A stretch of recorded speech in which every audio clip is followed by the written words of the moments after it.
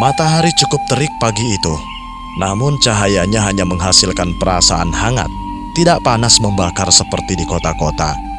Suasana desa Limau Bareh masih begitu tenang.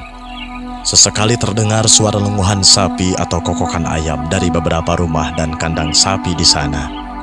Di jalan setapak menuju sawah, seorang pria mengarahkan bebek-bebeknya agar berjalan lurus. Jumlahnya puluhan ekor dan berbaris dengan rapi sesuai aba-aba pria tadi. Tujuannya adalah hamparan sawah milik warga setempat. Di sana, keong-keong yang menjadi makanan para bebek sangat berlimpah. Dan warga juga dengan senang hati membiarkan bebek-bebek mencari makan di sawah mereka karena dapat mengurangi hama padi itu. Tepat di tepi jalan setapak dari tanah yang dilalui pengembala bebek itu, terdapat sebuah surau yang baru setengah jadi. Dindingnya masih berupa semen kasar dan lantainya berupa semen halus mengkilap dengan beberapa kaca berkusen kayu sudah terpasang. Wek, wek, wek, wek, wek, wek, wek, wek. Bebek-bebek yang ia bawa berjalan melintasi surau itu tanpa masalah. Namun, salah satu bebek tiba-tiba saja berhenti lalu keluar dari barisan. Bebek itu menghadap ke arah surau dan diam. Akibat satu bebek itu, seluruh bebek lainnya berhenti dan mengikuti perilaku bebek tadi. "Hoi, kamu tuh, jalan-jalan!" bentak penggembala bebek itu sambil menggertak bebek-bebeknya dengan sebuah kantong kresek yang diikat pada ujung galah. Namun seluruh bebek itu tetap diam berdiri sambil menatap lurus ke arah surau tanpa menghiraukan pria tersebut. Pria tadi lalu melihat ke arah yang sama dengan bebek-bebeknya lihat. Tidak ada sesuatu pun yang mencurigakan atau menarik perhatian. Hanya tembok luar sebuah surau yang bagian dalamnya tidak terlihat karena gelap. Namun sebuah dorongan dari dalam hatinya mengatakan untuk melihat ke bagian dalam. Ia mendekat ke arah kaca dan menempelkan kedua tangannya untuk menutup pantulan cahaya dari langit. Lalu ia mengintip ke dalam. Dan yang pertama ia lihat adalah sepasang kaki yang melayang tepat di tengah-tengah ruangan. Refleks pandangannya ia arahkan ke atas dan nampaknya jasad seseorang yang menggantung tak bergerak. "Astagfirullah, ada mayit, ada orang gantung diri di surau," pekiknya memecah keheningan pagi yang tenang itu. Halo Sobat Horor, selamat datang dan selamat bergabung bersama Mbah Marfau di podcast Ruang Dengar ID, tempatnya cerita horor. Apa kabar Sobat Horor hari ini? Semoga kabar baik dan semoga hari ini menjadi hari yang menyenangkan untuk Sobat Horor. Berikut ini Mbah akan membawakan sebuah kisah horor dari Tanah Minang berjudul Surau yang ditulis oleh MVP Mystic bagian pertama. Sobat Horor juga bisa baca langsung ceritanya yang linknya sudah Mbah sertakan di kolom deskripsi video ini. Terima kasih untuk Sobat Horor yang sudah subscribe channelnya Simbah dan yang sudah like video-videonya Simbah. Makanya Simbah jadi makin semangat dalam membangun channel ini. Buat sobat-sobat horor yang belum subscribe, silahkan subscribe dulu ya. Bantuin Simbahnya supaya cepat bisa bergabung YouTube Creator Awards. Sekarang, pastikan dulu bahwa pintu dan jendela rumah sobat horor sudah terkunci. Jika sudah, posisikan keberadaan sobat horor dengan aman dan nyaman. Pasang handset kalian karena ceritanya akan segera Mbah mulai.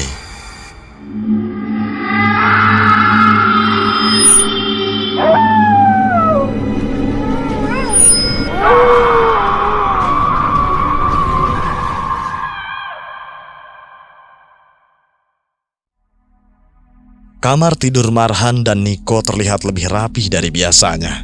Dua buah koper besar sudah berjajar di samping pintu bersama beberapa perlengkapan lainnya. Sementara kedua orang pemilik koper itu masih berbaring di depan mereka masing-masing sambil mengulang lagi momen-momen kebersamaan keduanya. Gak nyangka, udah mau selesai aja ya. Kayak waktu cepet banget rasanya, ujar Marhan. Tanda kiamat itu namanya, Paruak, ujar Niko, terkekeh sambil menggunting kuku kakinya. Marhan memandanginya dengan sinis.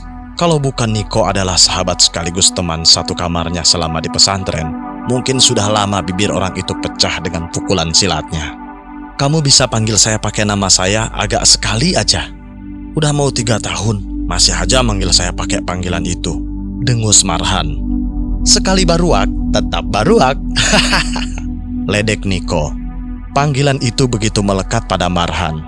Ini terjadi 3 tahun lalu. Marhan yang merupakan santri pindahan dari Jawa diminta memperkenalkan diri di hadapan santri dan penghuni asrama ikhwan lainnya.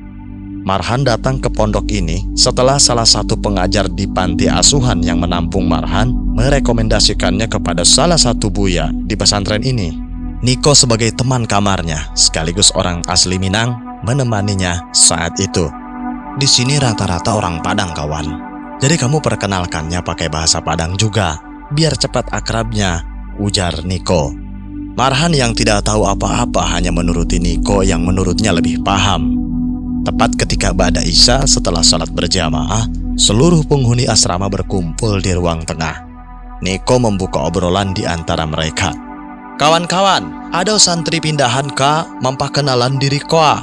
Teman-teman, ada santri pindahan mau memperkenalkan diri nih, panggil Niko kepada seluruh santri di sana. Marhan maju dengan tatapan meyakinkan. Ia memang seseorang yang memiliki rasa percaya diri di atas rata-rata. Halo semuanya, perkenalkan, saya Marhan, pindahan dari Jawa. Saya anak baru di sini dan saya sekamar Baminang. Tiba-tiba, hampir semua santri di sana bersorak. Mereka hanya menerima bahasa Minang di asrama ini. Marhan terkesiap lalu melihat ke arah Niko di sampingnya. Bantu saya, bisiknya. Kan udah saya bilang pakai bahasa Padang.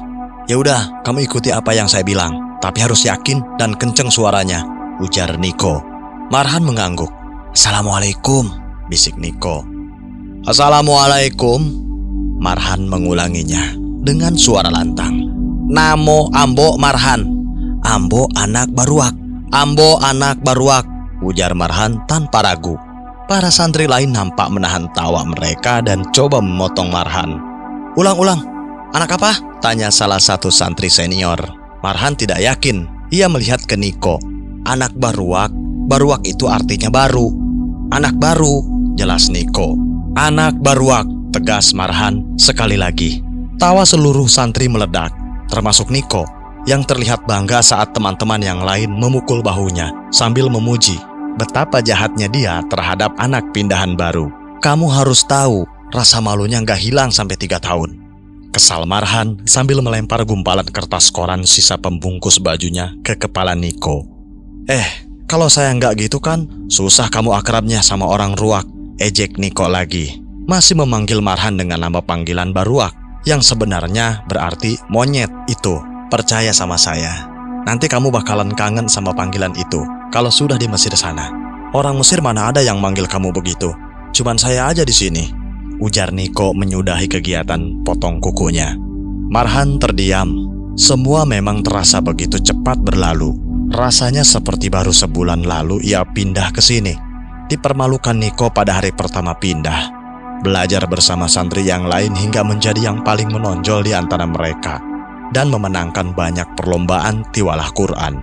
Nyatanya itu sudah terjadi 3 tahun yang lalu. Kini mereka sudah hampir lulus. Dan Marhan dalam 4 bulan ke depan akan melanjutkan pendidikannya ke Mesir. Lagi-lagi atas rekomendasi pengajar di sana yang merasa bakat dan kepintaran Marhan sayang untuk tidak diasah lebih dalam ke jenjang yang lebih tinggi. Jangan bilang begitu, sedih saya nanti, ujar Marhan. Halah, Niko memanyunkan bibirnya. Tapi kamu yakin gak mau coba-coba beasiswa di sana juga? Siapa tahu dapat di kampus lain, tanya Marhan sambil bersandar di tembok. Hahaha, ketinggian kalau buat saya, Ruak. Saya nggak sepintar kamu buat bisa kuliah ke sana. Lagi pula saya cuma ingin jadi guru ngaji di masjid atau musola kampung. Ngajarin anak-anak abata sampai mereka bisa hafal Al-Fatihah. Terus mereka sholat seumur hidup, pahalanya kebagian buat saya. Nggak perlu gelar-gelaran, ujar Niko sambil merebahkan kembali tubuhnya. Sayang sekali, hati seikhlas itu dibarengi sama kelakuan kurang ajar dalam satu tubuh. Ejek Marhan menyindir sahabatnya itu. Itu namanya seimbang. Kalau saya nggak ada jeleknya, bisa-bisa saya jadi nabi, balas Niko asal. Marhan menghela napas kesal mendengarkan jawaban itu. Ia lalu merebahkan tubuhnya ke kasur yang tak lama lagi akan ia tinggalkan dan memandangi langit-langit kamar yang setiap malam ia pandangi sebelum tidur. "Jadi berapa lama lagi sampai kamu berangkat?" tanya Niko. 4 bulan katanya, jawab Marhan. "Lumayan lama juga. Mau kemana sambil nunggu berangkat? Balik ke Jawa?" "Enggak, saya nggak tahu mau ngapain juga di panti selama itu. Saya kepikiran hal lain.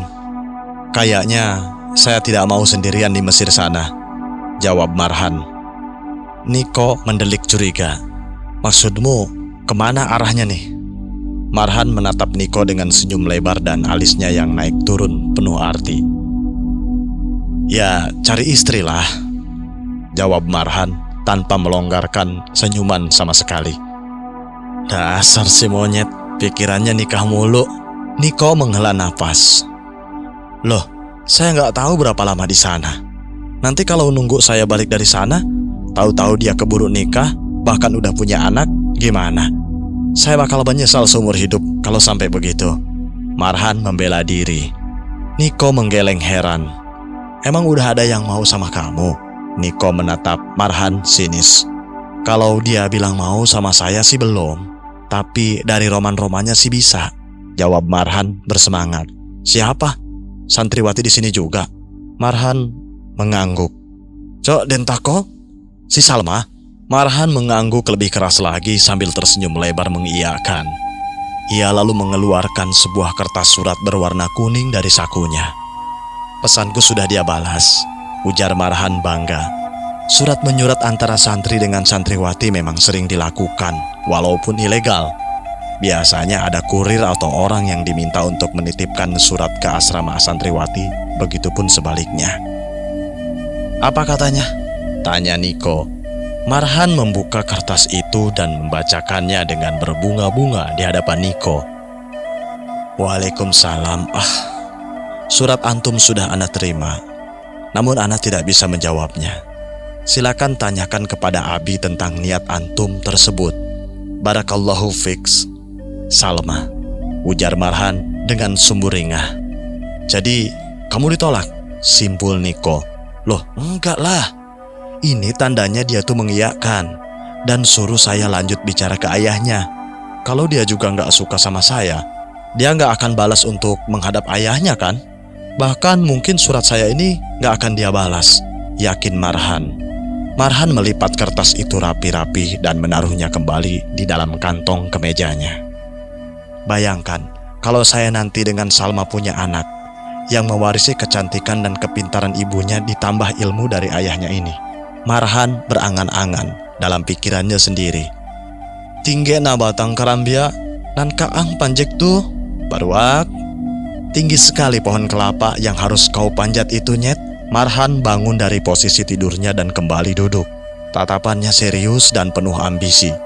Dadanya membusung dan ia menarik nafas dalam-dalam.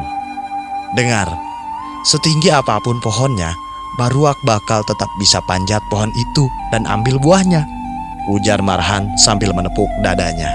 Niko melihatnya dengan tatapan heran. Ya Allah, kawan Den," ujar Niko sambil menutup mukanya karena malu mendengar kalimat penuh percaya diri Marhan. Sementara Marhan hanya tertawa.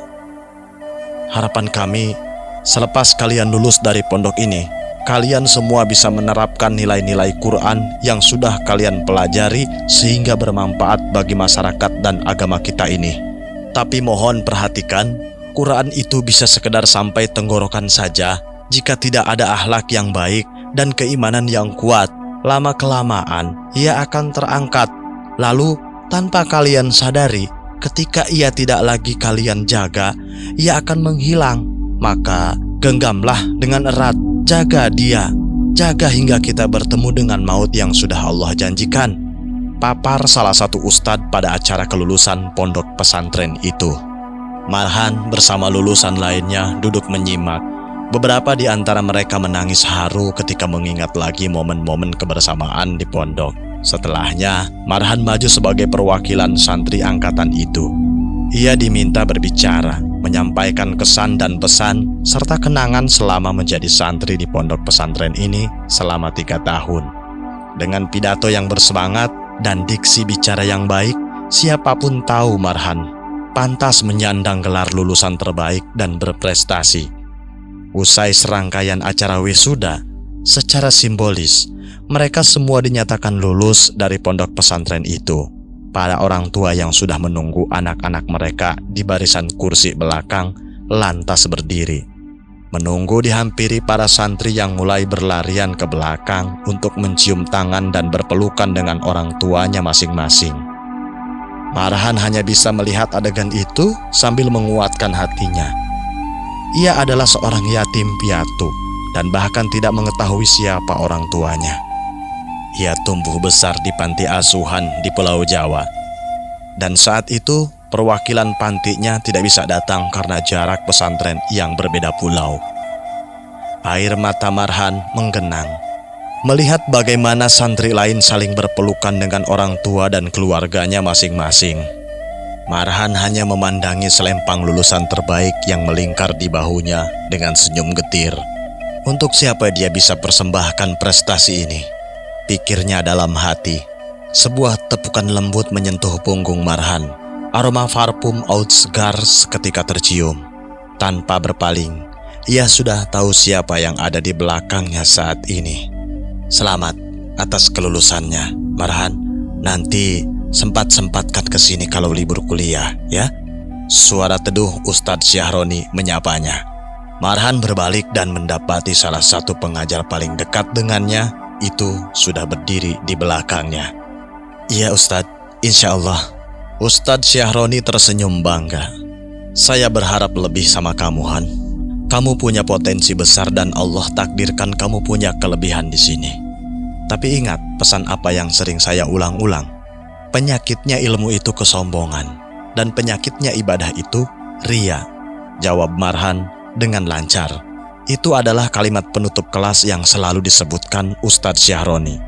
Benar, semoga itu tidak sekedar diucap dan diingat, tapi kamu dan semua teman-temanmu bisa pegang itu, ujar Ustadz. Insya Allah, Ustadz, terima kasih atas ilmunya selama ini. Semoga dibalas Allah. Marhan memeluk Ustadz Syahroni dengan erat.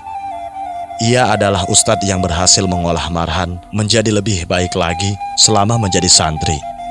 Lebih jauh lagi, berkat Ustadz Syahroni, juga Marhan dapat melanjutkan kuliahnya ke Timur Tengah secara gratis. Saya keliling dulu ke yang lain ya. Ustadz Syahroni pergi meninggalkan Marhan yang hanya mengangguk dan kembali merasa sendirian di tengah keramaian kelulusan santri itu. Ngapain bengong gitu? Tiba-tiba Niko merangkulnya dari belakang. Marhan yang tidak siap hampir saja terjatuh ke depan. Nik, enggak. Elaknya. Udah salim sama ibu ayah saya belum? Tuh, ditungguin, ujar Niko. Marhan melihat ke arah yang Niko tunjuk. Di sana berdiri ibu dan ayah Niko yang sedang tersenyum lebar sambil melambai-lambaikan tangannya kepada Marhan. Keduanya mengenal Marhan sebagai sahabat anak mereka. Bahkan jika libur, Niko sering mengajak Marhan ke rumah. Marhan belum pernah kembali ke panti di Jawa karena keterbatasan ongkos dan memang tidak ingin menyulitkan pengasuhnya di pondok. Marhan justru sesekali mengirimi pantinya itu uang saat Marhan memenangi beberapa perlombaan. Marhan digiring Niko menghadap kedua orang tuanya. Selamat ya, Ana Marhan. Wah, kamu lulusan terbaik ya. Mama bangga juga lihatnya, ujar ibu Niko sambil menepuk pundak Marhan. Alhamdulillah tante. Makasih juga udah sering dibolehin numpang, ujar Marhan. Jadi Marhan, kata Niko habis ini mau lanjut ke Mesir ya? Beasiswa? Kali ini ayah Niko yang bertanya. Iya pak. Alhamdulillah dapat beasiswa ke sana. Masya Allah, bagus. Ambil kesempatan langka itu, Han, ujar ayah Niko. Aduh, coba aja anak kita yang kayak gitu ya. Lihat tuh Marhan, pintar, bagus juga kelakuannya, cibir ibu Niko. Anak ibu masih di sini loh. Kecilin suaranya sedikit lagi, biar saya nggak dengar, balas Niko. Ya siapa tahu hidayah datang gara-gara disindir sekeras ini kan? Balas ibu Niko tak mau kalah. Terserah ibu sajalah, dengus Niko. Marhan tersenyum melihat keributan antara Niko dan orang tuanya itu. Namun ia tetap melamun memikirkan apa yang akan ia lakukan setelah ini. Dan apakah ia benar-benar akan menyatakan niatnya kepada Salma serta orang tuanya? Di tengah lamunannya, tiba-tiba Marhan melihat sosok seorang wanita yang saat ini mengisi seluruh pikirannya. Salma Fitriani Sikumbang, salah satu santriwati tercantik yang ada di angkatan pondok pesantren ini. Ia tengah bercengkrama dengan seseorang yang bisa Marhan tebak adalah bapaknya. Niko, yang sadar Marhan melihat ke arah Salma, segera menggunakan momen itu untuk menghentikan perdebatan antara dirinya dan ekspektasi sang ibu yang hampir setiap saat terulang. "Udah bu, saya mau antar Marhan buat urusan penting. Ayo cepat, udah waktunya." Niko mendorong pelan Marhan sambil meninggalkan kedua orang tuanya. Mau kemana?" Panik Marhan. "Ya, bilangin perasaanmu lah, mumpung ada orang tuanya tuh," ujar Niko. "Tapi saya nggak siap." "Hei, Bisa. Kamu pidato depan orang, lantang. Masa ngadepin satu ayah cewek malah melempem?" yakin Niko. Tingkah laku kekanak-kanakan Marhan dan Niko akhirnya menarik perhatian Salma dan kedua orang tuanya. Marhan yang sadar diperhatikan oleh Salma seketika merasa canggung dan kaku. Begitu juga dengan Salma yang berdebar melihat Marhan berjalan ke arahnya bersama Niko. Keduanya sama-sama memalingkan mata tepat ketika pandangan mereka saling bertemu. Namun Niko hadir sebagai seorang pelebur suasana yang sebenarnya tidak diharapkan. "Salma, Pak, ini ada teman saya. Katanya ada yang mau dibilang." "Nah, lanjutin Han. Sudah saya bantu pembukaannya." "Niko!" Marhan memukul pelan punggung sahabatnya itu. "Kenapa Han?" tanya Salma lembut menutupi rasa gugupnya. Marhan kehabisan kata-katanya. Salah tingkah. Salma dan ayahnya menunggu apa yang akan diucapkan oleh Marhan. Sementara orang yang mereka tunggu masih mencoba mengatur napas dan detak jantungnya yang memompa 3 kali lebih cepat dari biasanya. Marhan memperbaiki peci dan selempang lulusan terbaik yang menyilang di tubuhnya. Untuk memastikan bakal calon mertuanya itu melihat tulisan di selempang itu tanpa terhalang apapun. "Assalamualaikum, Pak, Salma. Kenalkan, saya Marhan." Marhan menyalami ayah Salma dan mencium tangannya. "Waalaikumsalam. Ada apa, Marhan? Maaf kalau terkesan buru-buru, Pak. Tapi apa Salma sudah memiliki calon dan ada rencana menikah?" tanya Marhan. Dari wajah Salma terlihat ia kaget dengan pertanyaan yang langsung to the point itu. Begitu juga dengan ayahnya. Hanya Niko yang terkekeh melihat keberanian Marhan berhadapan dengan perempuan sekaligus orang tuanya. Ini kali pertama ia berhadap-hadapan langsung dengan wanita yang ia sukai ini, karena selama ini keduanya hanya saling curi pandang dan berkirim surat. Ayah Salma melihat ke arah anaknya untuk beberapa detik, lalu kembali melihat ke arah Marhan. Salma tidak menggeleng, tapi tidak juga mengangguk. Wajah putih Salma hanya memerah padam karena menahan malu. "Belum ada calon, tapi untuk rencana baik seperti itu tentunya ada," jawab ayah Salma. Jantung Marhan kembali memompa darahnya dengan begitu cepat. Keringat sebesar biji jagung menggenang di kening dan di bawah hidungnya. Kalau Bapak mengizinkan, saya mau menikah dengan Salma, Pak," ujar Marhan terbata. Bahkan ia tidak pernah segugup ini saat harus berpidato di depan para juri dan peserta lomba pidato yang sering ia menangi. Wajah Salma semakin memerah. Sementara Niko tidak bisa lagi menyembunyikan senyum lebarnya. Hidungnya kembang kempis menahan tawa yang ia tahan. "Kalian tidak pacaran kan?" selidik ayah Salma. Enggak Pak.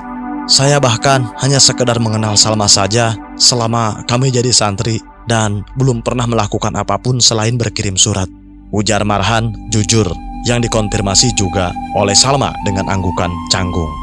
Ayah Salma tersenyum dan meminta alasan kenapa Marhan ingin menikah dengan Salma, anaknya. Walaupun tidak pernah mengobrol langsung, Salma tentu tahu siapa Marhan. Nama yang paling sering disebut setiap memenangkan beragam lomba dan selalu menjadi pembaca Quran setiap acara akbar yang dihadiri tamu dari luar pesantren. Saat tahun terakhir mereka mondok, Marhan secara khusus mengirimkan surat-surat kepadanya. Hal itu tentu membuat teman satu asrama Salma bersorak.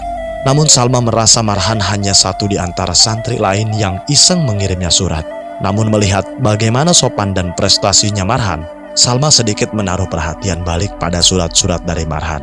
Marhan lalu menceritakan semua motivasi yang ia punya dan bagaimana ia sudah merasa cocok dengan Salma kepada ayahnya Salma. Tidak lupa Marhan menceritakan tentang rencana kelanjutannya studi ke Mesir beberapa bulan lagi, dan nantinya jika pernikahan ini disetujui, ia akan membawa Salma bersamanya. "Apa kamu hafal Quran?" tanya ayah Salma. "Insya Allah Pak, saya hafiz 30 juz. Saya juga sering menjuarai lomba-lomba tasbih dan tilawah," ujar Marhan meyakinkan ayah Salma bahwa ia bukanlah santri biasa. Ayah Salma sekali lagi tersenyum. "Kami tentunya tidak bisa langsung memutuskan di tempat ini, ya nak Marhan. Kami juga butuh keseriusan kamu dan pembuktiannya. Saya juga harus tanya Salma, karena dia yang akan menjalani rumah tangganya," ujar ayah Salma. "Bagaimana caranya saya kasih bukti Pak?" tanya Marhan. "Kamu pergi ke rumah Salma nanti ya. Kita bicarakan di sana. Kamu punya HP? Biar nanti Bapak kirimkan alamat lengkapnya." Keduanya lalu saling bertukar nomor handphone. Lalu di tempat yang sama, ayah Salma mengirimkan pesan singkat berisi sebuah alamat. "Kampung Limau Bareh, Nagari Batang Pasumpahan, Rumah Cat Biru," tulis pesan itu. Alamat itu awalnya terkesan aneh bagi Marhan. Ia mencoba menanyakan nama jalan dan nomor rumah Salma. Namun sebelum ayah Salma sempat menjawabnya sambil tertawa, Niko sudah terlebih dahulu menepuk pipi Marhan. "Di kampung mana ada nomor rumah sama nama jalan?" ledeknya. "Terus gimana bisa ketemu rumahnya?" "Nah, gini cara nanyanya. Maaf Pak, ateh namo siapa alamat rumah itu? Beka? Maaf Pak, atas nama siapa alamat rumahnya?" Niko maju untuk menanyakan detailnya.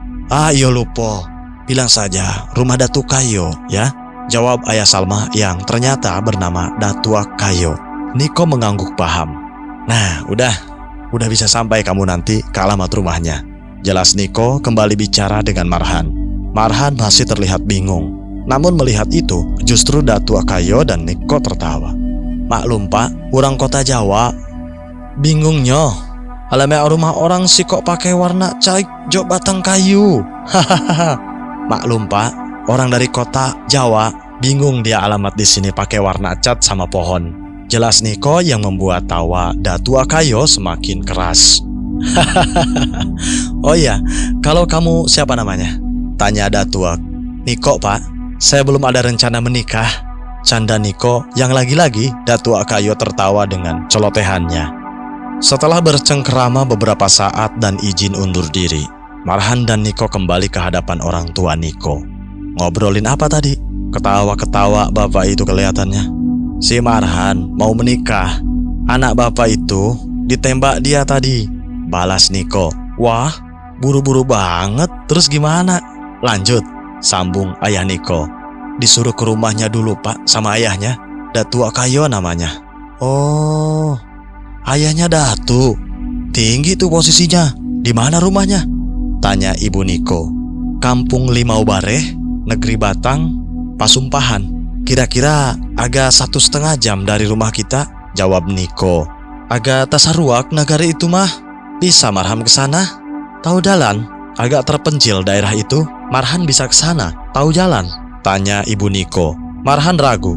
Selain tidak tahu bagaimana cara menemukan alamat serandom itu, ia juga tidak tahu harus dengan apa ke sana.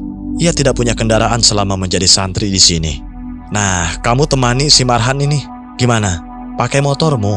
perintah ayah Niko.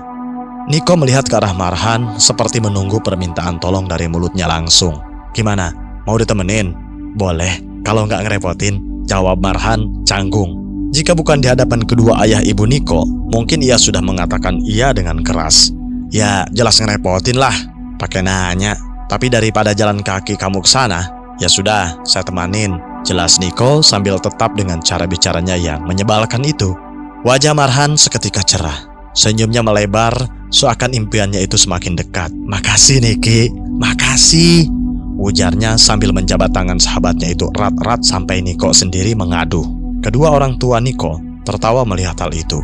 Keduanya juga mengajak Marhan untuk tinggal sementara bersama Niko di rumah sambil menunggu jadwal keberangkatannya ke Mesir. Marhan sempat menolak dan mengaku bahwa ia memiliki beberapa uang yang cukup untuk menyewa kos selama beberapa bulan ke depan. Uang itu ia kumpulkan dari beasiswa serta hadiah-hadiah yang ia menangi selama menjadi santri. Namun ibu Niko bersikeras uang itu lebih baik ditabung untuk bekalnya selama awal-awal pindah ke Mesir. Atas dasar paksaan itu, akhirnya Marhan tinggal bersama Niko selama beberapa waktu. Sebuah pesan masuk ke handphone Marhan pagi itu. Tertulis pengirimnya adalah kontak Pak Datua Kayo Salma. Itu adalah pesan balasan dari SMS Marhan sebelumnya yang hanya berisi salam. Waalaikumsalam Marhan, apa kabar? Apa niat untuk ke rumah? Jadi, wajah Marhan memerah dan gugup seketika. Niko yang ada di sebelahnya tentu penasaran apa yang baru saja temannya itu baca. Kenapa? Tanpa menjawab, Marhan menunjukkan tampilan handphonenya. Hahaha, gak jadi pak, udah nemu yang lain. Balas begitu coba, canda Niko. Bagusnya saya balas kapan ya? Besok. Oh, boleh, jawab Niko. Yakin? Boleh, kalau kamu mau jalan kaki sendirian, nyari alamatnya. Motor saya pakai besok soalnya. Sebuah kaos kaki melayang ke hidung Niko hasil lemparan dari Marhan. Yang bener dong, kamu kapan bisanya? Kan saya numpang dianterin kamu. Ya jangan mendadak makanya. Bilang aja minggu depan, hari Senin, 3 hari lagi, saran Niko. Alhamdulillah, baik pak. Insya Allah minggu depan, hari Senin, kira-kira berkenan pak, balas Marhan. Alhamdulillah, iya insya Allah bisa. Kabari lagi nanti ya. Alhamdulillah, baik pak. Waktu 3 hari itu, Marhan memanfaatkannya untuk merapikan penampilannya. Memotong rambut, mencukur kumis, bahkan membeli beberapa parfum yang paling semerbak. Ia juga murojaah hafalannya dan sudah menyiapkan ayat-ayat dengan irama terbaiknya untuk dibacakan jika ia diminta jadi imam sholat di rumah calon mertuanya itu sebagai bagian ujian. 3 hari berlalu dan akhirnya tiba harinya Marhan dan Niko berangkat ke alamat rumah Salma. Pesan ibu Niko dari ambang pintu sambil melepas kepergian keduanya. Amin tante, insya Allah, ucap Marhan. Dengan menggunakan sepeda motor, Marhan yang diboncengi Niko pergi menuju kampung Limau Bareh. Suasana kampung itu cukup terpencil sebagaimana yang disebutkan oleh ayah Niko. Jalan kampung masih berupa kerikil yang disebar dan tanah merah yang di beberapa titiknya membentuk lubang berisi air hujan. Ketika sampai ke daerah yang dimaksud, hari sudah cukup siang. Namun menemukan rumah Datuk Kayo tidaklah mudah bagi Marhan karena ada banyak rumah di kampung itu. Marhan sendiri masih belum tahu bagaimana cara menemukan rumah Salma. Nah, mana rumahnya coba? Masa semua rumah biru mau kita ketok? Tantang Marhan. Diam saja kamu nyet. Pada satu sudut jalan terdapat sebuah warung sederhana dengan beberapa orang tengah duduk-duduk sambil merokok dan menyeruput kopi. Niko turun dari motornya dan bertanya pada orang-orang tersebut. Misi pak, ka tanyo rumah Datua Kayo, cai biru, kama arahnya ya pak?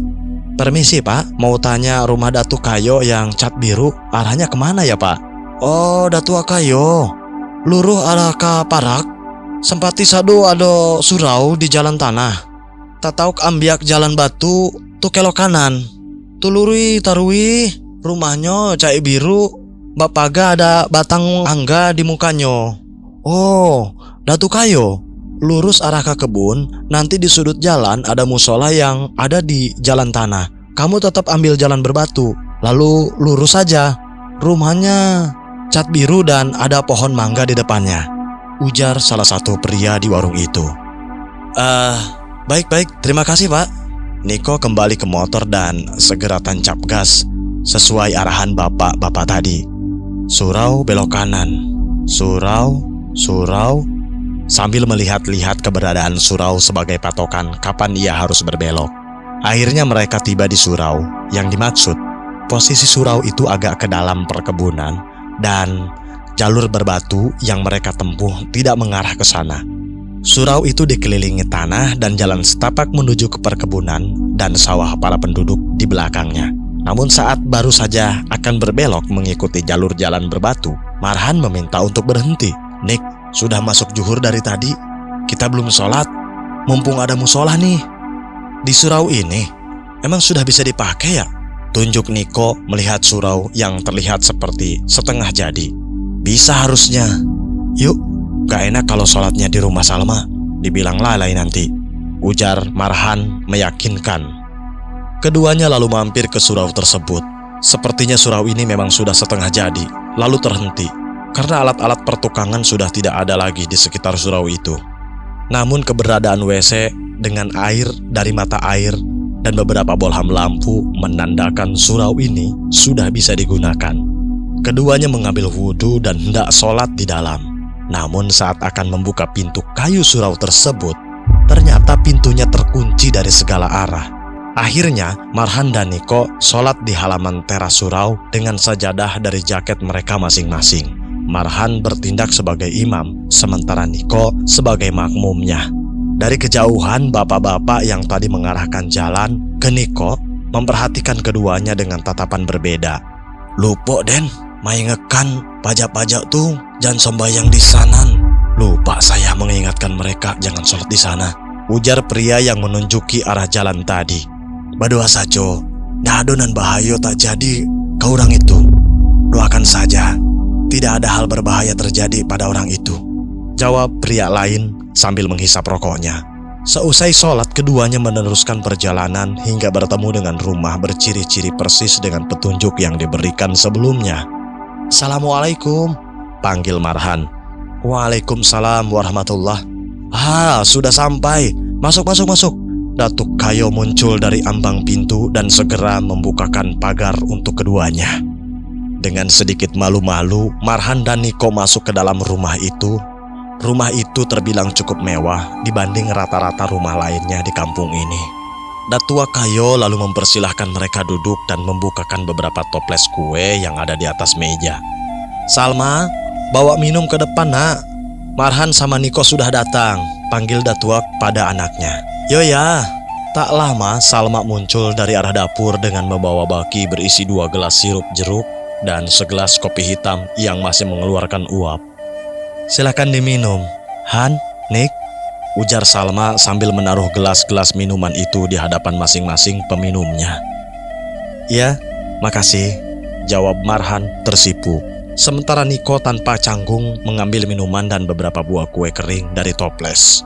Marhan lebih fokus kepada beberapa foto yang terpajang di dinding ruangan tengah. Ada foto keluarga yang terdiri dari Datua Kayo, istrinya, dan Salma yang sepertinya baru sekolah dasar. Salma terlihat imut di foto itu. Datua Kayo menyadari pandangan Marhan mengarah pada foto itu dan segera menyapanya. Itu mendiang ibunya Salma. Mirip kan? Salma cetakan ibunya sekali, ujar Datua Kayo. Iya pak, mirip banget, jawab Marhan sedikit canggung saat ia ketahuan memandangi foto itu. Iya, Salma juga dekat sama ibunya daripada sama ayahnya. Waktu ibunya meninggal pas dia baru masuk pesantren dulu. Setelah pemakaman, dia sudah tidak mau pulang lagi ke sini. Harus saya yang ke sana.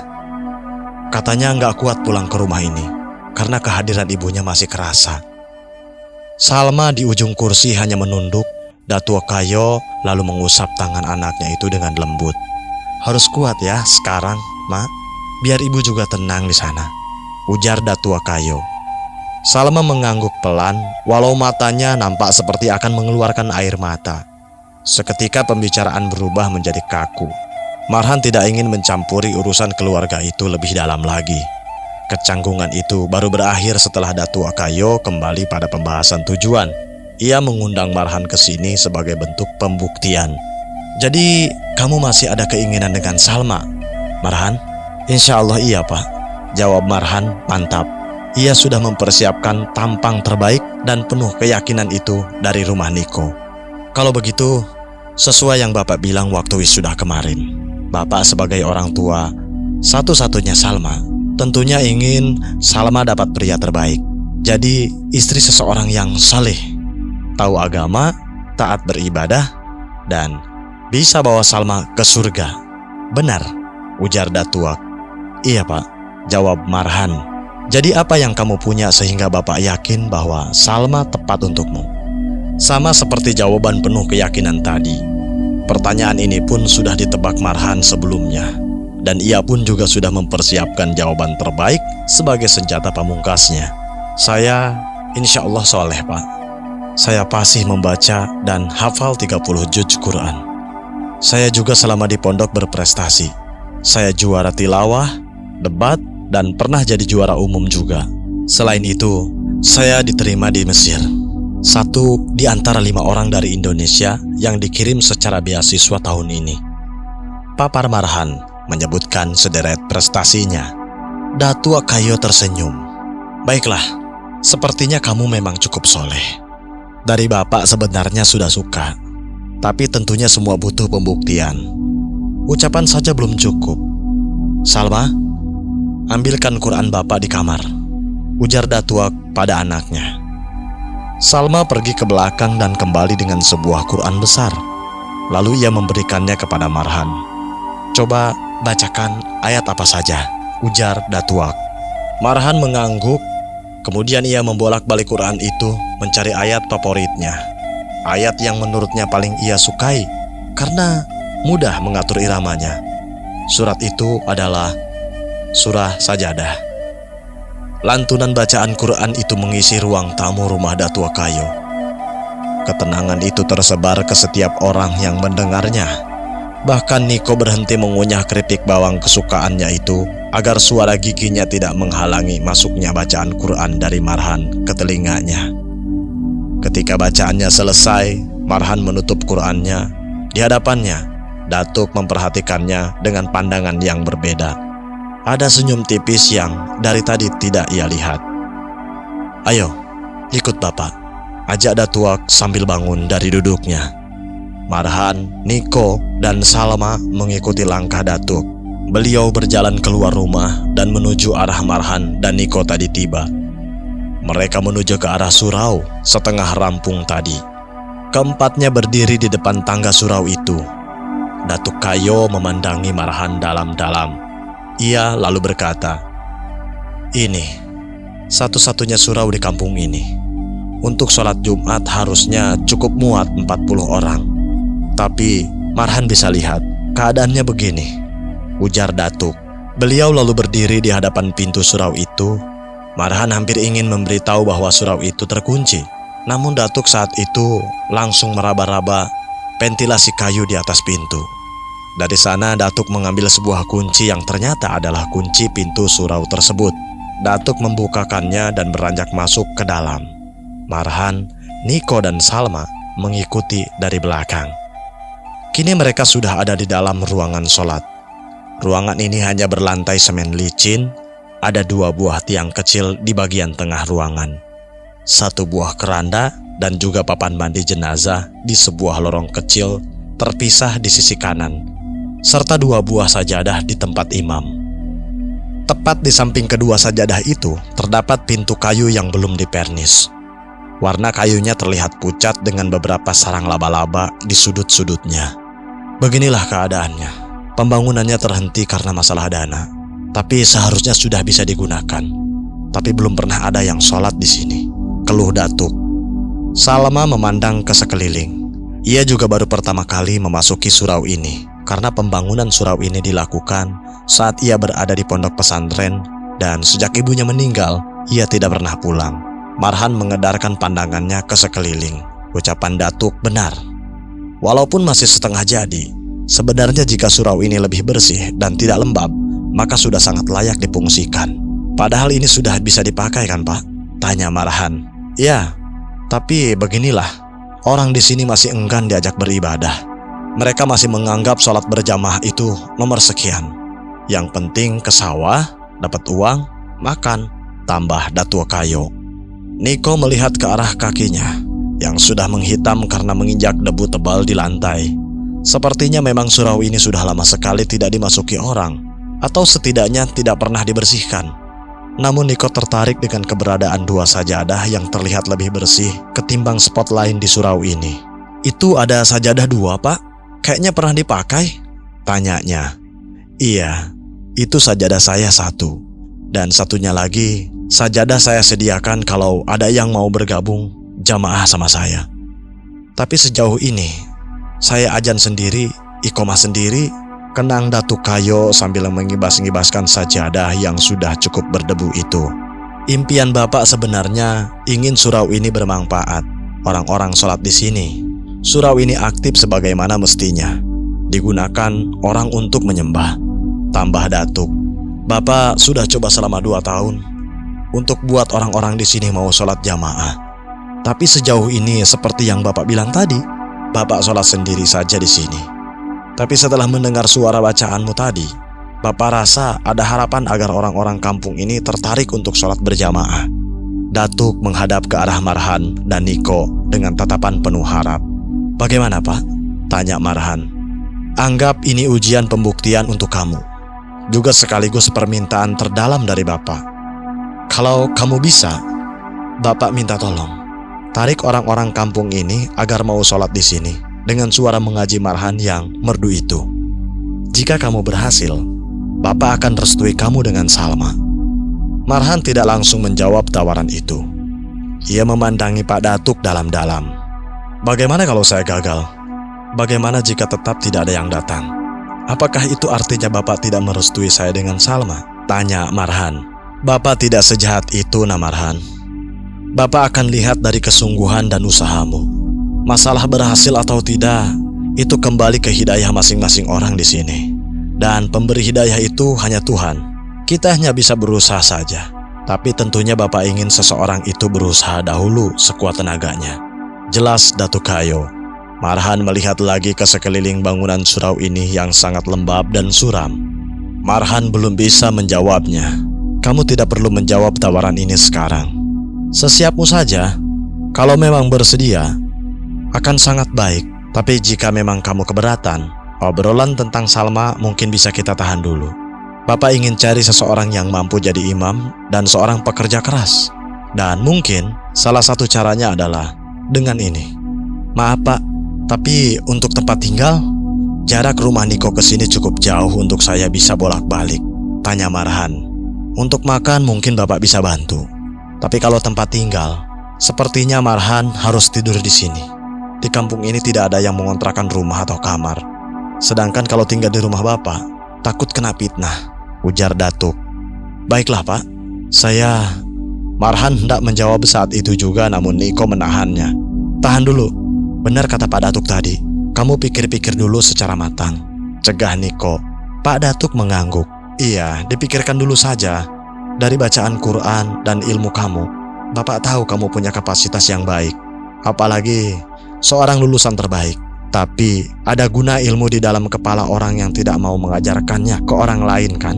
Ujar Datuk Kayo dengan senyum penuh arti. Akhirnya Marhan menuruti saran Niko. Ia berjanji akan memberikan jawabannya sesegera mungkin. Datuk menyetujui hal itu. Keempat orang itu lalu keluar dari dalam surau dan kembali ke rumah Datuk Kayo. Niko sempat menoleh ke belakang dan memperhatikan lagi surau itu. Entah kenapa, ia sejak di dalam tadi tidak merasa tenang. Setelah sejenak mengobrol, Marhan dan Niko berpamitan dengan Pak Datuk dan Salma. Di sepanjang jalan pulang, Marhan lebih banyak diam, seperti sedang berpikir. Nik, kenapa kamu mencegah saya tadi? Tanya Marhan sambil melepas jaketnya dan turun menuju pintu garasi rumah Niko. Jangan terlalu gegabah. Kamu tidak tahu orang Minang itu keras kepala dan tidak bisa dihajar dengan dalil dan semacamnya. Adatnya kuat, jelas Niko. Jadi kamu menyuruh saya untuk tidak mengambil syarat ini? Marhan mulai terdengar kesal. Saya tidak akan melarangmu. Saya hanya memintamu untuk berpikir jernih dan berencana. Kamu punya batas waktu yang sebentar buat bisa bikin surau itu ramai sebelum kamu ke Mesir. Kalau kamu cuma datang saja dan sholat di sana, itu Datuk melakukannya 2 tahun. Sama aja gagal. Jelas Niko lagi. Ya kan tadi kamu dengar, menurut Datuk saya punya daya tarik dari bacaan Quran. Itu bisa jadi aset yang bisa bikin orang datang berjamaah. Kita bisa pakai pengeras suara kalau perlu. Lagi pula ini bukan soal berhasil atau tidak, tapi lebih kepada mengambil tantangan sebagai seorang pemberani atau mundur sebagai pecundang. Marhan sama kerasnya. Kamu yakin? Cecar Niko. Yakin seyakin-yakinnya. Niko menghela napasnya. Sahabatnya itu memang seseorang dengan kepercayaan diri tinggi dan sulit dibantah. Ya sudah kalau begitu. Selamat berjuang. Kabari Pak Datuk sana. Perintah Niko. Kamu tidak ikut dengan saya, ha? Tanya Marhan. Sejak kapan saya terlibat dalam rencana ini? Yang mau menikah sama Salma kan kamu, balas Niko sambil menghadap kaca dan memperbaiki arah rambutnya yang berantakan karena helm. Tapi saya butuh orang yang bisa bahasa Minang lancar, warga lokal. Saya yakin dengan begitu orang-orang di sana akan makin mudah ditarik. Gimana? Tawar Marhan. Saya capek. Selesaikan urusanmu sendiri dengan caramu. Niko sama sekali tidak menunjukkan ketertarikan. Namun Marhan tahu apa yang bisa buat Niko tertarik dan berpikir ulang tentang rencana itu. Ia mengenal Niko sebagai seseorang yang jarang menyia-nyiakan peluang pahala. Meskipun memang terlihat cuek dan secara akademis biasa saja, Niko adalah orang yang selalu terdepan dalam hal kebaikan jariah. Yakin? Bayangkan, jika nanti kita berhasil bawa agak 3 orang aja, jadi rajin sholat, rajin ngaji, terus orang itu pulang ke rumahnya, ada istri sama anaknya, terus dia ajak keluarganya sholat dan ngaji juga. Wah, pahalanya kebayang tuh, seberapa banyak. Ibadah wajib lagi kan? Unta merah, rayu Marhan. Niko masih tidak menanggapi. Ia masih merapikan rambutnya yang lepek itu di depan kaca. Namun Marhan belum menyerah. Terus, bayangkan anak-anak mereka nanti diantar ke surau pada belajar ngaji, menghafal Al-Fatihah, terus sholat pakai hafalan itu seumur hidup. Beuh, guru ngajinya bakal panen pahala itu, rayu Marhan lagi. Sialan, decak Niko.